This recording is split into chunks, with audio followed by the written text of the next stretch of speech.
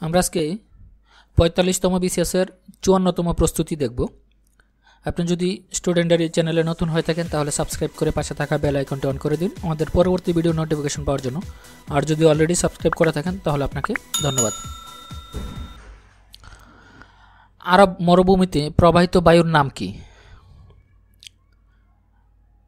সঠিক উত্তর ঘ সাইমুম। হিমছড়ি কোন শহরের নিকট অবস্থিত?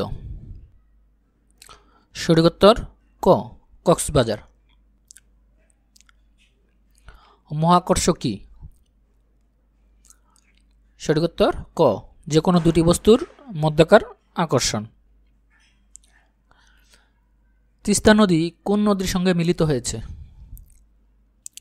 সঠিক উত্তর ঘ যমুনা। প্রাকৃতিক কোন উৎস থেকে সবচেয়ে মৃদু পানি পাওয়া যায়? সঠিক উত্তর ঘ বৃষ্টি।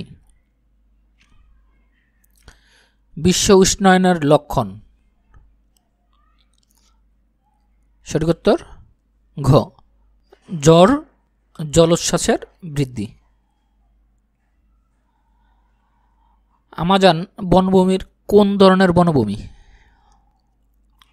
সঠিক উত্তর ক গ্রীষ্মমণ্ডলীয় ঘনবর্ষণ বনাঞ্চল। এক্সক্লুসিভ ট্যুরিস্ট কোন হিসাবে কোন স্থানকে গড়ে তোলা হবে? সঠিক উত্তর ক কক্সবাজার।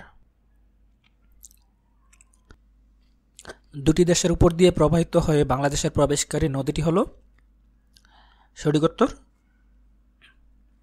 ঘ ব্রহ্মপুত্র। ব্যারোমিটার যন্ত্রে কোন তরল পদার্থটি ব্যবহার করা হয়? সঠিক উত্তর ক পারদ। বাংলাদেশের জলবায়ুর নাম কি? সঠিক উত্তর ঘ ক্রান্তীয় মৌসুমী। মাধবকুণ্ড জলপ্রপাত কোথায় অবস্থিত? সঠিক উত্তর ঘ মৌলভীবাজার। শীতকাল কোন দুটি মাস? সঠিক উত্তর ঘ পৌষ মাঘ। পৃথিবীতে সবচেয়ে বেশি প্রাপ্ত ধাতু কোনটি? সঠিক উত্তর ক লোহা। পৃথিবীর উচ্চতম জীবন্ত আগ্নেয়গিরি কোনটি?